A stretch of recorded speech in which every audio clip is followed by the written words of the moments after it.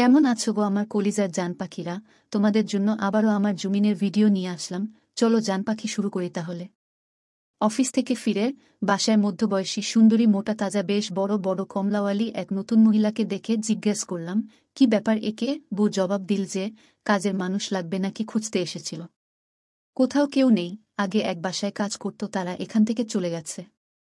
এখন এ যাবে কোথায় তাই রেখে দিলাম, বলেছি থাক এখানে। আমার বাসায় রিনা আছে, কাজেই অন্য কারো যদি লাগে সেখানে চলে যাবি। বেশ ভালোই করেছে। তা ওর গায়ের ব্লাউজটা দেখেছ? যে বাসায় থাকতো তারা কি এইভাবেই রেখেছে? একটা ব্লাউজও দেয়নি? অন্তত তোমার একটাই দাও। দেখেছি, কিন্তু আমার ব্লাউজ ওর লাগবে না।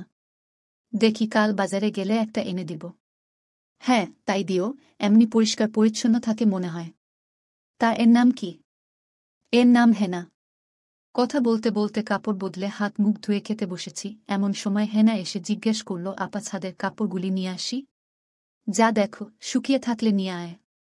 তখন একটু ভালো করে দেখলাম, বয়স একটু ভাটা পড়লেও এককালে সুন্দরী ছিল। কমলাগুলি ব্লাউজ ছিঁড়ে শাড়ির আঁচলের উপর দিয়ে বেরিয়ে আসতে চাইছে। তখন তেমন কিছু মনে হয়নি, বুকে কাল রাতে একবার, আবার সকালে ঘুম ভাঙার পরে একবার ইচ্ছামতো লাগাইছি, কাজেই আমার কলা খারাবার প্রশ্নই আসে না। দিন যাচ্ছে এভাবে। রাত হলেই বউ আছে, তাকে রাম থাপ দেই রাতে, আর ওই হেনার দিকে তাকাবার দরকার হয়নি। কয়েকদিন পরে হঠাৎ করেই ফোন এলো যে বউয়ের ভাই আসছে সিঙ্গাপুর থেকে, তাকে বাড়ি যেতে হবে। এদিকে আবার হেনার কোনো কাজের সন্ধান হচ্ছে না। কি আর করা যাবে, থাকুক। আমি এসে তারপর দেখি। সেলিম সাহেবের বউ বলেছিল একজন মানুষের কথা। উনি এলে দেখব, আমি ঘুরে আসি। রিনা আছে, অসুবিধা হবে না। দুদিন পরেই ছোট ভাই এসে বউকে নিয়ে গেল। এর ঠিক 2 দিন পর এক কাজে বেশ অনেক দূর হাঁটাহাঁটি করতে হলো। অনেক রাতে বাসায় ফিরলাম। হেনা জিজ্ঞেস করল, ভাই এত দেরি করে ফিরলেন আজ? হ্যাঁ বলিস না, অনেক দূরে এক গ্রামে গেছিলাম। সেখানে আবার রিকশা টিকশা কিছু নেই। কাঁচা মাটির রাস্তা দিয়ে সারা দিন হাঁটাহাঁটি করে কাহিল হয়ে গেছি। যান, আপনি হাত মুখ ধুইয়া আসেন, আমি ভাত তরকারি গরম করি। খেয়ে সিগারেট জ্বালিয়ে একটু টিভির সামনে বসলাম। রিনা আগে থেকেই কার্পেটে বসে টিভি দেখছিল। রিনাও বেশ দেখতে শুনতে খারাপ না। বড় বড় কমলা কামিজের বাদ মানতে চায় না, ওড়না ছেড়ে মাঝে মাঝেই বেরিয়ে আসতে চায়। হেনা আসার পর রিনা একটু আরাম পেয়েছে। এর মধ্যে হেনা রান্নাঘরের কাজ সেরে এসে রিনার পাশে বসল। এদিকে আমার সমস্ত শরীর, বিশেষ করে 2 পা ব্যথায় টনটন করছে, কোমরেও কেমন লাগছে। সোফার হাতলে হেলান দিয়ে একটু কাত হয়ে টিভি দেখছি। একটা বাংলা সিনেমা চলছে।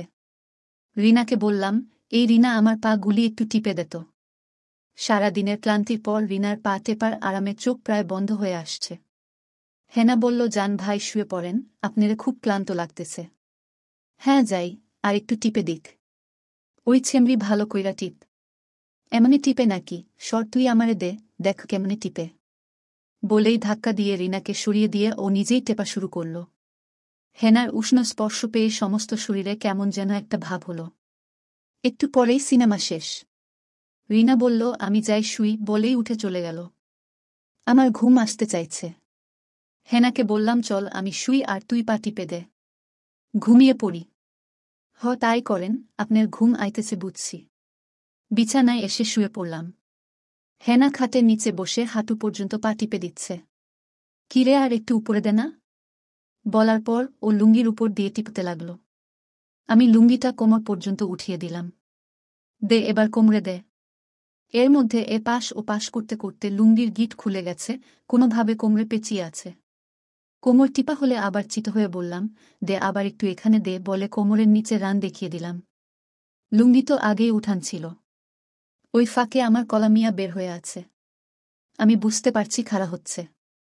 আস্তে আস্তে আমার মনে কামভাব জেগে উঠছে। কলা বাবু খাড়া হয়ে গেছে। মাঝে মাঝে হেনার কমলার সাথে ছোঁয়া লাগছে। প্রতি রাতে অন্তত একবার লাগাই। তার মধ্যে আজ 2 রাত কোনো থাপাথাপির কারবার নেই। আমার কলার কি দোষ? এত কাছে শোনা থাকলে কলা খাড়া না হয়ে পারে না। তারপর আবার মাঝে মাঝে অচেনা নতুন কমলার ছোঁয়া লাগছে। কলা একেবারে খাড়া মাস্তুলের মতো হয়ে গেছে। ঘরে কোনো লাইট নেই। পাশের ঘরে যেখানে খাবার টেবিল, ওখানে লাইট জ্বলছে, তার থেকে যা আলো আসছে।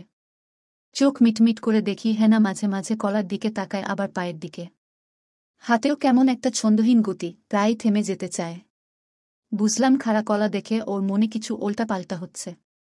এবার ওর দিকে কাত হয়ে শুতেই আমার কলা গিয়ে লাগলো একেবারে কমলার সাথে। হাতটা টেনে কলা ধরিয়ে দিয়ে বললাম, এবার এটা একটু টিপে দে। ধরিয়ে দিতেই হেনা এমনভাবে কলা ধরল, আর ছাড়তে চাইছে না। ক্রমেই হাতের চাপ বাড়ছে। টেপা তো দূরের কথা, কলা ছাড়তেই চাইছে না। দেখি ও কি করে। বেশ কিছুক্ষণ কেটে গেল। না, কোনো পরিবর্তন নেই, একভাবে লোহার মতো শক্ত খাড়া কলা ধরেই আছে। কিরে, ধরে রেখেছিস কেন? টিপে দে। এইটা আবার কেমনে টিপে? কেন এই এতক্ষণ যেভাবে টিপলি? আচ্ছা থাক, টিপতে হবে না, তুই এই রকম করো বলে খেঁচা দেখিয়ে দিতে চাইলাম। কিন্তু ও কিছুতেই হাত ঢিল দিচ্ছে না। বুঝলাম কতদিনের উপসী কে জানে। উঠে বসে লুঙ্গিটা এক পাশে সরিয়ে রাখলাম। দরজা খোলা দেখে হঠাৎ রিনার কথা মনে হলো। না, ও এতক্ষণে ঘুমিয়ে পড়েছে, কাজেই ভয় নেই। এদিকে হেনা কলা ধরেই রেখেছে, কাজেই আমি বেশি সরতেও পারছি না। ওইভাবেই ওকে ধরে আমিও ওর পাশে নিচে নেমে কার্পেটের উপর বসে টান দিয়ে শাড়ির আঁচল সরিয়ে ব্লাউজের হুক খুলে ফেললাম। বাব্বা, এত বড় কমলা! মনে হয় যেন 2টা ফুটবল ঝুলছে। দেখে অবাক হলাম। ওর শ্বাস বইছে খুব দ্রুত, শব্দ পাচ্ছি। কমলাতে হাত দিয়েই দেখি বোটাগুলি বুলেটের মতো শক্ত হয়ে আছে। কিছুক্ষণ টিপলাম। ও কিন্তু আমার কলা ছাড়ছে না। ক্রমেই চাপ বাড়ছে। কলার মাথায় ব্যথা পাচ্ছি। খাড়া কলা এমনভাবে চেপে ধরলে মাথায় ব্যথা লাগে। ওটা এমন করে ধরে রেখেছিস কেন? তোর লাগলে বল দিয়ে দেই। এত বড় কমলা জীবনে দেখিনি। একটু খেতে ইচ্ছা হলো। বুলেটের মতো শক্ত একটা বোটা মুখে নিয়ে চুষতে লাগলাম, আর ও ঝাঁকি দিয়ে উঠল। আবার আর একটা চুষলাম। একটা একটা করে চুষছি আর হাতে টিপছি। এবার বিশাল 2 কমলা ধরে 2 বোটা একসাথে নিয়ে চুষলাম। 2 হাত দিয়ে কমলার দুপাশ থেকে চেপে রেখেছি যেন বোটা সরে না যায়। 2 বোটা একসাথে চুষা শুরু করতেই হেনা আর ঠিক থাকতে পারল না। উহ উহ করছে, আর ওদিকে আমার কলার উপর চাপ আরও বেশি হচ্ছে। না, দেরি করা যায় না। কলার মাথা দিয়ে গরম শিরা গড়াচ্ছে। কমলা ছেড়ে দিয়ে ওকে শুইয়ে দিলাম। এই এতক্ষণে হেনা কলা ছেড়ে দিল। ব্লাউজ তো আগেই খোলা, শুধু গায়ে আছে, কিন্তু 2 পাশে ঝুলছে। শাড়ি পেটিকোট উপরে উঠিয়ে দিতেই ও নিজে থেকে 2 পায়ের হাঁটু ভেঙে উপরে তুলে পা ফাঁক করে দিল। আমি ওর সোনার সামনে কলা নিয়ে এক হাতে কলার মাথা দিয়ে ওর সোনায় লাগাতেই দেখি সাগরের স্রোত বইছে, ভেজা চুপচুপে। কিছুক্ষণ সোনার 2 ঠোঁটের উপরে ঘষাঘষি করলাম, বিশেষ করে উপর ঠোঁটের সংযোগ যেখানে। ওদিকে ওর কোমর কেঁপে কেঁপে উঠছে। ঘষতে ঘষতেই পুচুত করে কামড়সে ভেজা সোনার ভিতর মাথাটা ঢুকে গেল। আর দেরি করলাম না, দিলাম এক থাপ। এক থাপেই হেনার কুয়ার মধ্যে আমার বিখ্যাত 10 ইঞ্চি কলার সবটুকি পক করে ঢুকে গেল। হেনা উহহ বলে সুখের একটা মৃদু চিৎকার দিল। কিছুক্ষণ এইভাবে ধরে রাখলাম, মাঝে মাঝে কলা দিয়ে চাপ দিচ্ছি। ও বলল, কত বড়! ওহ! এইবার শুরু করলাম ঠাপানি, মিনিটে 60 থেকে 80 এর কম না। অনেকক্ষণ ঠাপ মারলাম। কিরে, কেমন লাগছে? খুব ভালো ভাইজান। এইবার ওর বুকে শুয়ে পড়লাম। পিঠটা একটু বাঁকা করে বিশাল 2 কমলার মাঝে মাথা রেখে ওকে 2 হাত দিয়ে জাপটে ধরে আবার কিছুক্ষণ ঠাপ মারলাম। ওর সোনা থেকে ফচফচ শব্দ হচ্ছে। এবার মাথাটা উঠিয়ে ওর কানের কাছে মুখ এনে জিজ্ঞেস করলাম, কতদিন পর থাপ খেলি? এই ধরেন, আপনাগো এইখানে যতদিন ধইরা আইছি। তার মানে এর আগের সাহেব তোরে লাগাইতো? হো, রোজ না হইলেও 3 থেকে 4 দিন পরে পরেই।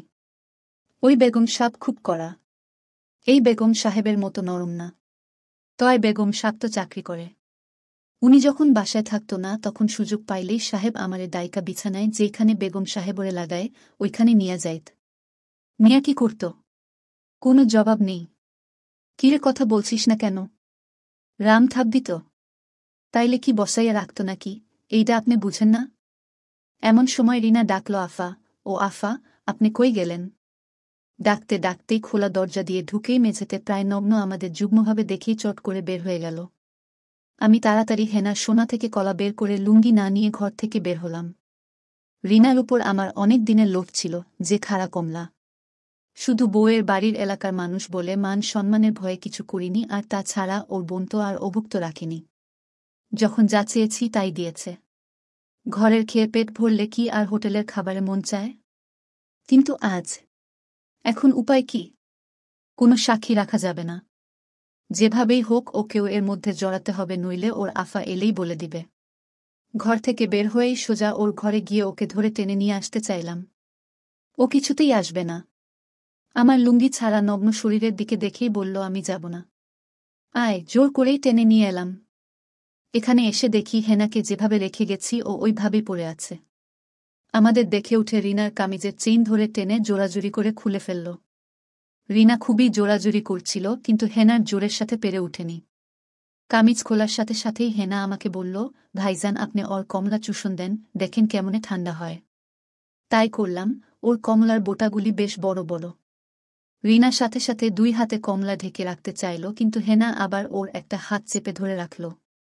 আমি আর দেরি না করে ওর অন্য হাত ধরে রেখে একটা বোটা মুখে পুরে দিলাম। চুষতে খুব আরাম। রিনা টেনে ছাড়িয়ে নিতে চাইলেই দিলাম এক কামড়। আর এক হাতে ওর অন্য কমলা টিপতে লাগলাম। কমলাতে কামড় খেয়ে ও নিস্তেজ হয়ে গেল। ওর কমলা বেশি জোরে টিপা যাচ্ছে না, ভিতরে বিচি, নতুন কমলা তো, কেউ এখনো টিপেওনি বা চুষেওনি। আমি রিনার কমলা চুষছি, আর ওদিকে হেনা রিনার পাজামা খুলে ওর সোনা হাতিয়ে দিচ্ছে। একটু পরে হেনা বলল, নেন ভাইজান দেখেন, এইবার ওরে দেন, দেখেন ভিজে গেছে। হাত দিয়ে দেখি সত্যিই ভিজে গেছে, জোয়ার এসেছে। কমলা ছেড়ে রিনার 2 পায়ের ফাঁকে বসলাম। এর মধ্যে জোরাজুরি করতে করতে কলা মিয়া একটু ঝিমিয়ে পড়েছিল, কমলা খেয়ে আবার জেগে উঠেছে। রিনার সোনা ফাঁক করে ধরে কলার মাথা দিয়ে ঠেলা দিলাম, কিন্তু নতুন সোনার ভিতর সহজে ঢুকল না। আরও জোরে ঠেলা দিয়ে ঢুকাতে হলো, তাও শুধু মাথাটা ঢুকল। আর রিনা ব্যথায় উহু বলে উঠল। হেনা বলে, এই মাগি চুপ, দেখ এখন বুঝবি কেমন মজা লাগে। রিনার আর কোনো সাড়া নেই, চুপ করে পড়ে আছে। এইবার আস্তে আস্তে ঠেলা দিয়ে দিয়ে পুরোটা ঢুকিয়ে দিলাম। ইস, নতুন সোনার মজাই আলাদা। একেবারে টাইট, যেন কলা মিয়াকে কামড়ে ধরে রাখতে চাইছে। শুরু করলাম থাপানি। মাগি প্রথমে একটু কোতো কোতো করেছিল, থাপানি খেয়ে থেমে গেছে। অনেকক্ষণ থাপানোর পর হেনা বলল, দেন ভাই এইবার আমারে আর একটু দেন। আমার আর বেশি লাগব না, একটুখানি হইলেই হইব। রিনার সোনা ছেড়ে হেনার সোনায় ঢুকিয়ে দিয়ে আবার ঠাপালাম কিছুক্ষণ। হেনার পুরানা সোনা ঢিল হয়ে গেছে, বেশি মজা পাচ্ছিলাম না। কিরে তোর হয়েছে? কোনো জবাব পেলাম না, তবুও এখন রিনার সোনায় মজা লাগছে। তাই হেনার সোনা থেকে কলা টান দিয়ে বের করে দিলাম রিনার সোনায় ঢুকিয়ে। একটু ঠাপানোর পর মাল বের হবার সময় হল। হেনাকে জিজ্ঞেস করলাম, শিরা খাবি কে? কি ভাই, মাল বাইর হইব? হ্যাঁ। ওর ভিতরে দিয়েন না, ওর নতুন সোনা। গাভিন হইয়া যাইব, শেষে এক বিপদে পড়বেন, আমার ভিতরে দেন। ওই মাগি ছাড়, ভাইজানের কলা ছাইরা দে, দেন ভাই আমারে দেন। বলেই জোর করে রিনার সোনা থেকে কলা টেনে বের করে নিজের সোনায় ঢুকিয়ে দিল। আমি জিজ্ঞেস করলাম, তুই যে নিবি তোর পেট হবে না? পেট বাঁচতে দিলে তো? দেহেন কি করি? আপনি খালি ওর কমলা চুষতে থাকেন। কিছুক্ষণ ঠাপ দেওয়ার পর যখন মাল বেরিয়ে আসার আগে কলার চরম অবস্থা, চরম লোহার মতো শক্ত হয়ে গেল, ঠিক তখনই হঠাৎ করেই সোনা থেকে ঝটকা দিয়ে কলা বের করে মুখে ভরে চুষছে আর কলার গোড়া ধরে খেঁচতে লাগল। আর সাথে সাথেই চিরিক চিরিক করে মনে হলো আধা কাপের মতো ধাতু বের হয়ে গেল। ধাতু বের হবার পর কলার কাঁপুনি থামলে মুখ থেকে কলা বের করে ঢোক গিলে সব মাল খেয়ে নিল, আর আমাকে রিনার কমলা ছেড়ে দিতে বলেই রিনার মাথা ধরে টেনে এনে কলাটা ওর মুখে ভরে দিতে চাইল। রিনা মুখ খুলছে না। দাঁত কামড়ে আছে, মুখ খুলতে চাইছে না। নে মাগি খাইজা দেখ, এ আবার আলাদা মজা। মুখের 2 পাশের চোয়ালে চাপ দিয়ে মুখ খুলে পট করে ও নিজেই ধরে কলাটা রিনার মুখে ভরে বলল, নে এবার চুষ আচুদা মাগি। চুইসা দেখ কত মজা। জীবনে তো কোনো দিন কলা খাইজা দেখোস নাই, বুঝবি কেমনে। খা, কাইল আবার যখন লাগাইব তখন তুই মাল খাবি, দেখবি কেমন মজা।